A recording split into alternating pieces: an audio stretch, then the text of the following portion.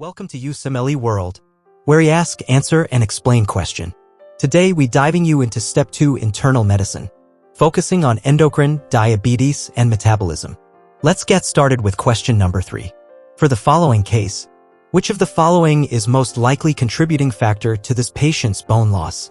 A. Increased activity of osteoprotegerine. B. Increased levels of insulin-like growth factor 1. C. Inhibition of osteoblast precursor cell replication and differentiation. D. Inhibition of receptor activator of nuclear factor kappa B. E. Suppression of parathyroid hormone release.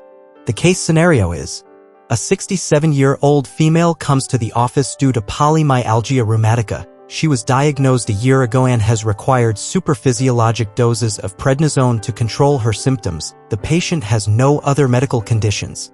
She has adequate intake of calcium and vitamin D from her diet and supplements. The patient does not use tobacco or alcohol. Physical examination is unremarkable. Laboratory evaluation shows normal serum creatinine, 25-hydroxyvitamin D, and calcium levels. Bone density measured by dual X-ray absorptiometry reveals a significant decline when compared to her bone density measured at age 65. The question is, which of the following is most likely contributing factor to this patient's bone loss? Your options are: A. Increased activity of osteoprotegerine. B. Increased levels of insulin-like growth factor 1. C. Inhibition of osteoblast precursor cell replication and differentiation. D. Inhibition of receptor activator of nuclear factor kappa B. E. Suppression of parathyroid hormone release. You have 15 seconds to type your answer in the comment box.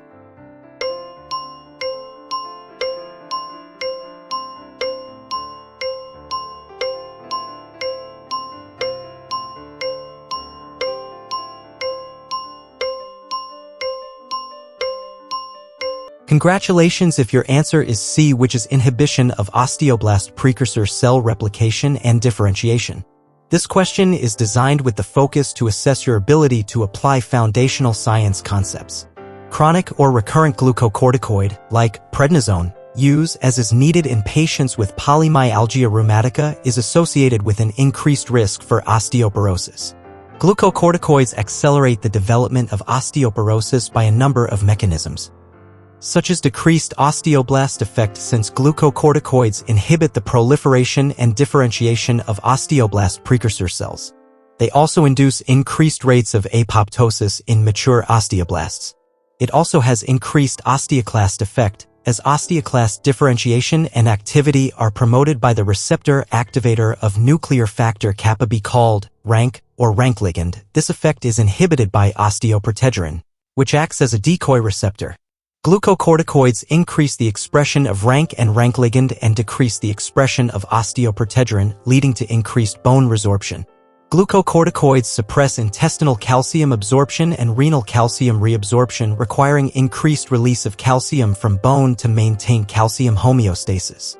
If you choose any option other than C, you are wrong. Let's briefly discuss the other options. Choice A is wrong, since glucocorticoid decrease the expression of osteoprotegerine.